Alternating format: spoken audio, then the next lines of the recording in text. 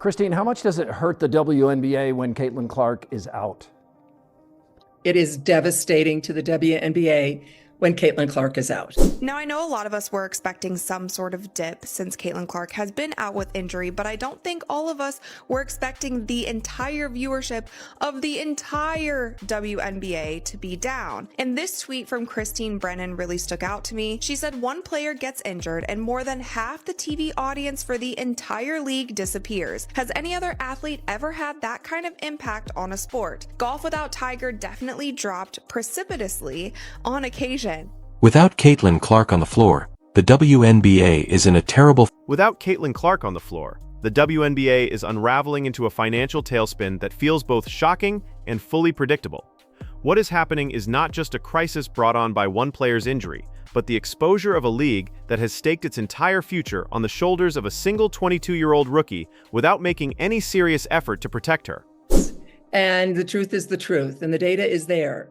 And what we saw when Caitlin was out the last time, the 5 games that she missed earlier in the season, the WNBA's viewership dropped more than 50%. Not just the Fever, but the entire league. The current state of affairs demonstrates, once again, how the WNBA has never truly learned from its past mistakes, never put in place structures to safeguard its stars, and never grasped the importance of its biggest, and perhaps only, genuine box office product in decades. Quad injury jumped to her groin likely because of compensation. But the thing that you have to be careful of is if, say, you try to rush her back from this injury as well, then you're getting into this territory where a very serious injury can happen. That is what the Indiana Fever, that is what Caitlin need to avoid the best that they possibly can. So if it means that Caitlin is out for 3 weeks, if it means that she is out all the way through All-Star, then so be it. With games involving the Indiana Fever seeing a 53%. This is not simply a Caitlin Clark story. It's the story of a league that seems addicted to self-sabotage, falling back into irrelevance the moment its brightest attraction is taken away. Clark went down. The WNBA ratings have dropped over 55% across the board. Hey, guess what, guys? The league is Caitlin Clark. The league is Caitlin Clark.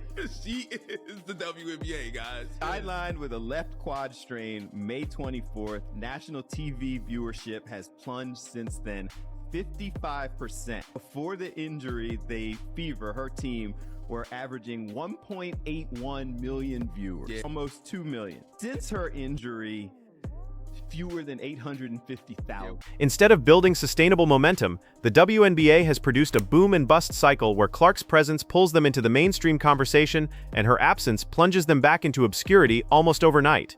In practical terms, the league is bleeding millions by the day as attendance plummets, ticket sales dry up, television ratings nosedive, and once enthusiastic sponsors reevaluate their commitments. News is alarming for the league, and it's alarming for the league because this is such a crucial year for the WNBA. At the end of this season, the WNBA will go into CBA negotiations. If negotiations go well, then every single player in the WNBA has a much better chance of making so much more in their next contract. And that's one thing when you start thinking about how many people stopped watching when Caitlin Clark got injured. A lot of people stopped watching because they are boycotting the WNBA. They don't want to give viewership to any other teams or any other players, whether they like other players on the team or not, because of how the media and the league itself has handled Caitlin Clark and how they have treated her family. If you find this entertaining, the data is staggering. Nationally televised WNBA broadcasts are down 55% without Clark, dropping from 1.81 million average viewers with her on the floor to just 847,000 when she is sidelined.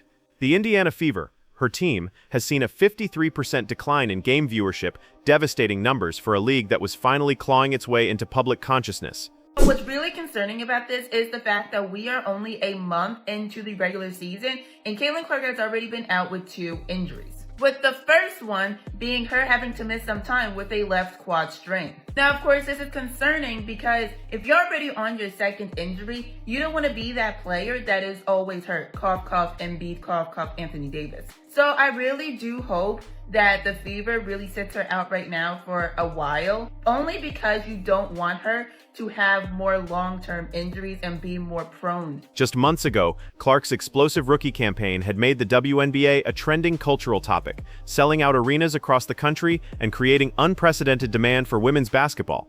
But by late May, when she was sidelined with a quad injury, compounded soon after by a groin issue with no clear return date, the entire bubble burst. Ticket prices have collapsed in equally dramatic fashion. Seats for Fever games have dropped 71% on secondary markets, falling from highs of $860 to just $250. Some games that once commanded $1,370 per ticket now struggle to resell for $80. Road arenas that expanded capacity just to host Clark are half empty once she isn't there.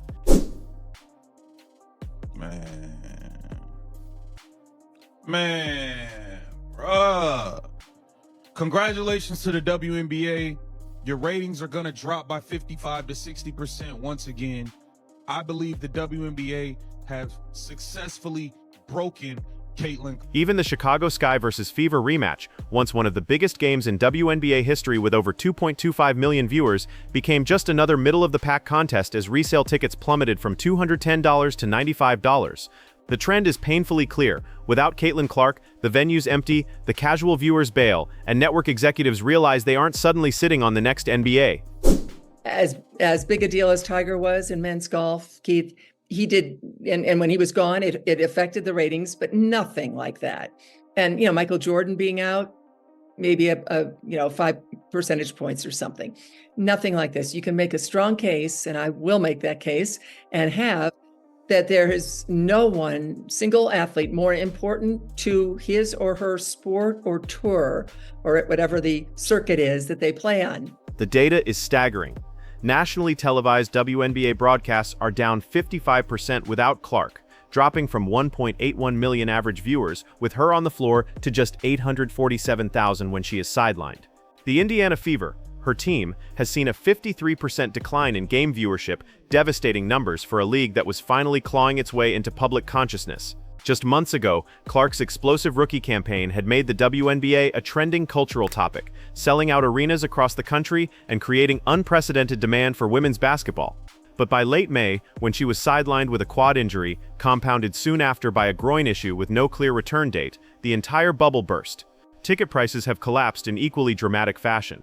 Seats for Fever games have dropped 71% on secondary markets, falling from highs of $860 to just $250. Some games that once commanded $1,370 per ticket now struggle to resell for $80. Road arenas that expanded capacity just to host Clark are half empty once she isn't there. Even the Chicago Sky vs. Fever rematch, once one of the biggest games in WNBA history with over 2.25 million viewers, became just another middle-of-the-pack contest as resale tickets plummeted from $210 to $95. The trend is painfully clear. Without Caitlin Clark, the venue's empty, the casual viewers bail, and network executives realize they aren't suddenly sitting on the next NBA. I don't even know where to begin, man. I hope Caitlin Clark is okay. I want to know when this injury even happened, bro, because let's be serious here. She has the quad injury. Mind you, Caitlin Clark hadn't missed a game since she was like 19 years old, since she was like 18 in college or something. Now she has a groin injury. We've never seen Caitlin Clark play as bad as she played the last 3 games. Let's just be serious here. She's like 1 for 20-something on threes in the last 3. We've never seen her shoot the ball this way. I'll say that. Has she been hurt and playing through the Basketball players who are female. At the root of all this is not just a financial miscalculation, but a failure of basic professionalism. Player safety. Clark has been subjected to repetitive targeting, with opponents delivering cheap shots and hard fouls meant to intimidate or even injure her. In 2024 alone, 5 of the league's most flagrant fouls were committed against her, with the Chicago Sky accounting for 80% of them.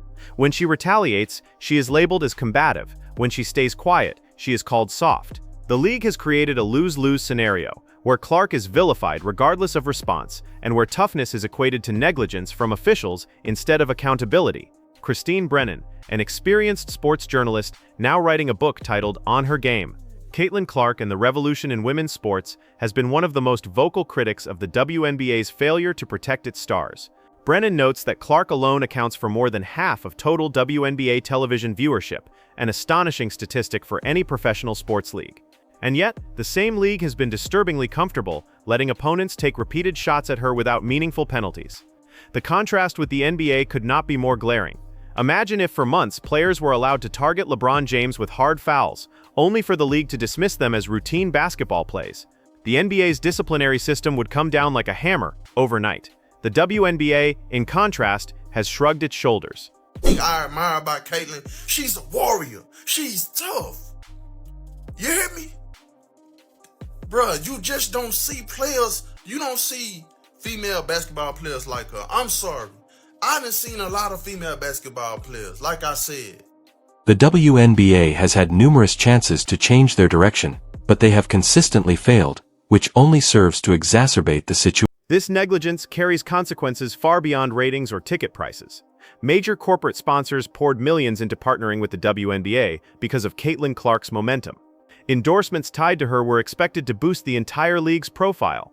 But when those sponsors watch their premium investment sidelined while the league shrugs its shoulders, they begin to question their business strategy. And when casual fans tuning in for Clark don't find her, they don't stick around for anyone else. They simply leave. This exposes the fragility of the WNBA's ecosystem. Its relevance is laser-focused around one player who isn't being adequately protected. Beyond business, the toll on the fan base is profound. Many supporters openly admit they no longer watch when Clark isn't playing, not only because she's entertaining, but because they no longer trust the integrity of the games. If fouling one star player into oblivion is officially sanctioned behavior, then how can the league expect to promote fair competition? Fans simply don't sign up to watch star players victimized repeatedly by reckless play under flimsy banners of physicality. The WNBA now stands at a crossroads. It wants to be viewed both as a legitimate professional sports league and as a social media spectacle that thrives on controversy. But it cannot be both. The NBA, NFL, and other major leagues enforce professionalism, punish cheap attempts to target stars, and do everything possible to protect the integrity of their competition.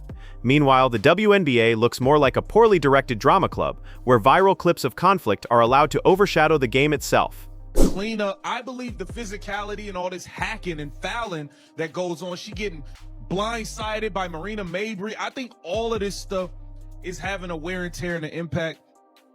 And all you guys are doing are hurting yourselves, because the numbers are going to drop and drop and drop. And trust me, when it's time for that collective bargaining agreement, they are going to point to this and say, well, how can we give you guys all this money? What happens if she gets hurt? The WNBA. This contradiction cuts right to the heart of the league's credibility problem. Is it striving to create the stability of a respected professional environment, or is it settling for being a sideshow where drama is mistaken for relevance? Right now, the evidence points toward the latter, which only accelerates its decline. The recent collapse in viewership is the clearest symbol of what is happening.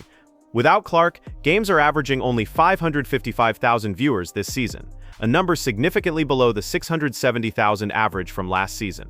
Instead of growth, the WNBA is shrinking back to pre-Clark numbers, when only die-hard fans watched and national broadcasters questioned whether the league was worth the airtime.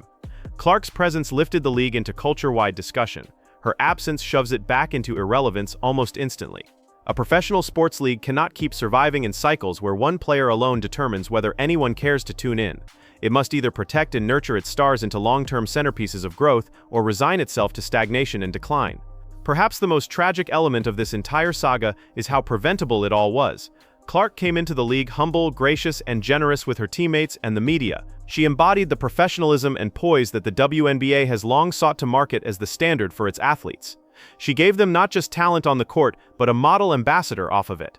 The league could have used her entrance as a launching pad for unprecedented long-term growth built on safety, fairness, and modernization. DJ, because of the way they play the game, because I love the WNBA. I love the way they play the game. But we really watch it because Caitlin Clark and everybody watching. Now listen, if I keep bumping her, knocking her down, might get her a concussion, you might hurt her for real. For 2 weeks, she was done with like a hamstring. She was down. 55% of the viewership was down. She comes back the next game, it's about 3 million viewers. Now let me tell you something. Growing up in the hood, they teach you this. Always protect the money. Y'all keep hurting her and all that. She going for a year or two.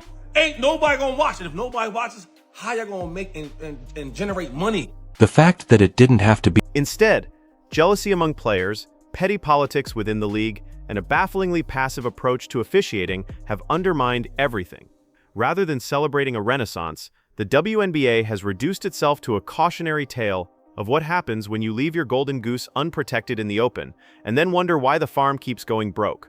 The WNBA will keep repeating this destructive pattern until it makes a fundamental change. It must finally decide what kind of league it wishes to become. If it expects to be respected as a professional basketball organization, then standards must rise dramatically. Clear, strict rules for player safety must replace the shrugging ambiguity of let them play. Punishments for reckless targeting must be enforced consistently, regardless of who commits the foul. And most importantly, the league must acknowledge and embrace the reality that its biggest stars drive growth and treat them accordingly. Until that happens, women's basketball will remain trapped in a cycle driven by one player's health. With Clark injured, the bubble has already popped. But the tragedy lies in the fact that it didn't have to pop at all. The WNBA had the chance to build a foundation strong enough to survive her absence, to expand its fan base beyond one person's magnetism. Instead, it constructed a house of cards, and as soon as Clark stepped off the floor, it all came tumbling down. The question staring the league in the face now is simple: will it finally learn to protect its greatest asset and transform this moment into sustainable growth? Or will it waste the greatest surge of interest women's basketball has ever seen, and sink back into irrelevance once Clark is gone? Based on everything we've seen so far, the answer, unfortunately, is all too clear.